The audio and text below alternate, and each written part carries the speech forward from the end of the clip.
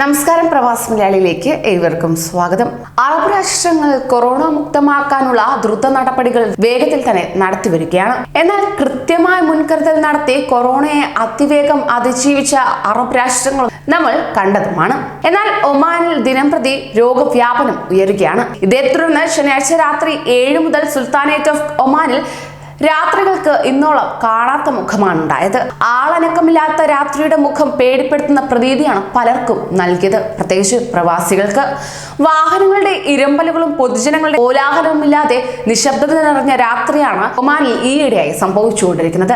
രാവും പകലും വാഹനങ്ങൾ നിറഞ്ഞോടുന്ന ഹൈവേകളും ഉൾഭാഗ റോഡുകളും ശൂന്യമായിരിക്കുകയാണ്. കാരണം മറ്റൊന്നുമല്ല, കോവിഡ് മൂലം ലോക്ക്ഡൌണിലാണ്. കോവിഡിനെ നേരിടുന്നതിനായി സുപ്രീം കമ്മിറ്റി പ്രഖ്യാപിച്ച ലോക്ക്ഡൌണും രാത്രിയിലെ പൂർണ്ണമായ സഞ്ചാര വിലക്കും 2 ദിവസം പിന്നിട്ട് കഴിഞ്ഞു.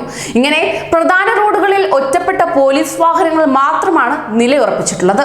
കെട്ടിടങ്ങളുടെയും താമസയിടങ്ങളുടെയും പാർക്കിങ്ങുകൾ വൈകുന്നേരം 6 മുതൽ തന്നെ നിറയുകയാണ്. സന്ധ്യയോടെ കൂട്ടിലടങ്ങുന്ന പക്ഷികളുടെ അനുഭവമാണ് പലർക്കും രാത്രികാല കർഫ്യൂ സമ്മാനിച്ചിരിക്കുന്നത്. അങ്ങനെ മാലിന്യ വസ്തുക്കൾ നിക്ഷേപിക്കാൻ പോലും പുറത്തിറങ്ങരുത് എന്ന് കർശന നിർദ്ദേശവും പോലീസ് നൽകിയിരിക്കുകയാണ്.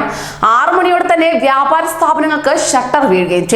കാരണം സ്ഥാപനത്തിന്റെ കണക്കുകളും മറ്റും ശരിയാക്കി ജീവനക്കാർക്ക് 7 മണിക്ക് മുമ്പ് വീടണയേണ്ടതിനാലാണിത്. ഇതിനാൽ വൈകുന്നേരങ്ങളിൽ വൻ തിരക്കാണ് വ്യാപാര സ്ഥാപനങ്ങളിൽ അനുഭവപ്പെട്ടുകൊണ്ടിരിക്കുന്നത്.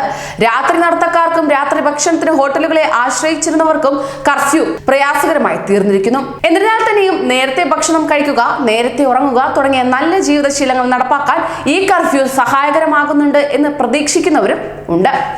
എന്തായാലും ഒമാൻ സർക്കാർ കർശനമായി നടപ്പാക്കുന്ന രാത്രികാല കർഫ്യൂവിനെ പിന്തുണയ്ക്കുന്നവരാണ് എല്ലാ സ്വദേശികളും വിദേശികളും. ഒപ്പം രോഗം വ്യാപകമായി പടരുന്ന സാഹചര്യത്തിൽ കൂടുതൽ കർശന നടപടികൾ വേണമെന്നാണ് പലരും ആവശ്യപ്പെട്ടിരിക്കുന്നത്.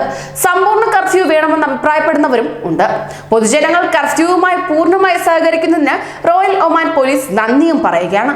രാത്രികാല കർഫ്യൂ ഏറെ പ്രയോജനകരമാണെന്ന് വിശ്വസിക്കുന്നവരാണ് ഭൂരിഭാഗം പേരും. സ്വദേശികളായാലും വിദേശികളായാലും ഈ ഒരു നയം സ്വീകരിക്കുന്നുമുണ്ട്.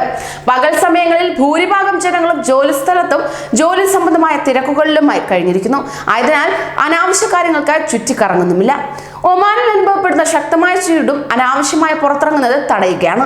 രാത്രിയോടെയാണ് പലരും വീട്ടിൽ നിന്ന് പുറത്തിറങ്ങുന്നത് പോലും. ഇതിൽ അധികവും അനാവശ്യമായ പുറത്തിറങ്ങലുമാണ്. പെരുന്നാൾ കാലം എത്തുന്നതോടെ ഇത്തരം പുറത്തിറങ്ങലുകളും കൂടിച്ചേരലുകളും വർദ്ധിക്കുകയും ചെയ്യും. ആയതിനാൽ ഇപ്പോൾ ഏർപ്പെടുത്തുന്ന രാത്രികാല കർഫ്യൂ കോവിഡ് നിയന്ത്രണത്തിന് ഏറെ പ്രയോജനം ചെയ്യുമെന്ന് ഭൂരിഭാഗം വിശ്വസിക്കുകയാണ്. അതിനിടെ സമ്പൂർണ്ണ അടച്ചിടൽ സമയത്തിന് പുറത്തിറങ്ങുന്നതിനും ചെക്ക് പോയിന്റുകൾ കടക്കുന്നതിനും അനുമതി തേടുന്നതിന് ഓരോ ഗവർണറേറ്റുകളിലും ഹോട്ട്ലൈൻ നമ്പറുകൾ നിലവിൽ വന്നതായ സാമൂഹിക മാധ്യമങ്ങളിലെ പ്രചരണങ്ങൾ റോയൽ ഒമാൻ പോലീസ് തള്ളുകയുണ്ടായി. കൂടുതൽ പ്രവാസി വാർത്തകൾക്കായി ഈ ചാനൽ സബ്സ്ക്രൈബ് ചെയ്യൂ.